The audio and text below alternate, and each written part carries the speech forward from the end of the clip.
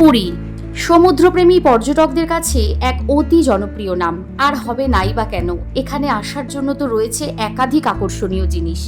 সেটি জগন্নাথ মহাপ্রভুর মন্দির দর্শন বলো, কিংবা সমুদ্রে স্নান করাই বলো, অথবা সন্ধেবেলা বিচ মার্কেটে ঘুরে ঘুরে শপিং করাই বলো। কিন্তু আজ তোমাদের সামনে নিয়ে এসেছি পুরীর এক অন্যতম আকর্ষণীয় জিনিস, যেটা হয়তো বারংবার পুরী আসা সত্ত্বেও আমাদের অনেকের কাছেই অজানা। আমি নিজেই এতবার পুরী এসেছি, কিন্তু তবুও এই প্রথমবার সুযোগ পেলাম সামনে থেকে এই সুন্দর জিনিসটি দেখার। গঙ্গা আরতি হয়তো আমরা অনেকেই দেখেছি, কিন্তু সমুদ্র আরতি কি আমরা সবাই দেখেছি? যদি না দেখে থাকি তাহলে আজকের এই ভিডিওটি তোমাদের জন্য। স্কিপ না করে দেখতে থাকো, আশা করি তোমাদের খুব ভালো লাগবে পুরীর এই বিখ্যাত সমুদ্র আরতি। আর তার আগে বলে রাখি, এখনো পর্যন্ত তোমরা যারা আমার চ্যানেলটিকে সাবস্ক্রাইব করোনি, অবশ্য করে সাবস্ক্রাইব করে দিও। 2024-এর পুরী ট্রাভেল সিরিজের আরও বেশ কিছু ব্লগ অলরেডি আমার চ্যানেলে রয়েছে, এবং আগামী দিনে আরও কিছু সুন্দর সুন্দর ব্লগ আসতে চলেছে। যদি সেগুলো তোমরা দেখতে চাও তাহলে অবশ্যই দেখে নিও, আমি ডেসক্রিপশন বক্সে এবং আই বাটনে লিংক দিয়ে দেবো। তো চলো সরাসরি শুরু করে দিচ্ছি আজকের ব্লগ। স্বর্গদ্বারের পাশ দিয়ে যে রাস্তাটি সোজা চলে গেছে বিচ মার্কেটের দিকে, সেখান দিয়ে সোজা এসে বিচ মার্কেট ক্রস করে আরও সমুদ্রের দিকে এগিয়ে আসলেই অনুষ্ঠিত হয় প্রত্যেক দিন সন্ধেবেলা এই বিখ্যাত সমুদ্র আরতি। দেখতেই পাচ্ছ সবাই কিন্তু ভিড় করে দাঁড়িয়ে আছে সামনে থেকে এই আরতি দর্শনের জন্য। আমিও চলে যাব একদম সামনে আর তোমাদেরকে সরাসরি দেখাবো আরতি।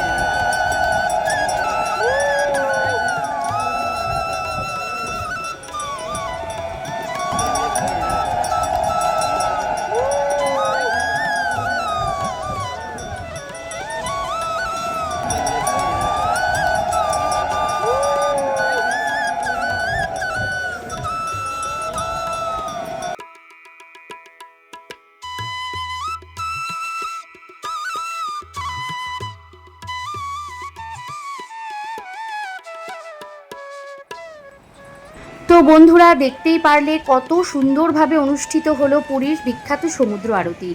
চোখের সামনে থেকে এই দৃশ্য না দেখলে সত্যি অনেক বড় মিস হয়ে যেত। কেমন লাগলো তোমাদের ডেফিনেটলি কমেন্ট সেকশানে জানিও। আর আগামী দিনে তোমরা যখনই পুরীতে আসবে, সমুদ্র আরতিটা কিন্তু তোমরা অবশ্যই দর্শন করো। আমার মতো তোমাদেরও খুব ভালো লাগবে। তো চলো, শেষ করছি আজকের ব্লগ। দেখা হবে খুব তাড়াতাড়ি। ততদিনের জন্য সবাই খুব ভালো থেকো এবং অবশ্য করে চ্যানেলটিকে সাবস্ক্রাইব করে সঙ্গে থেকো। টাটা।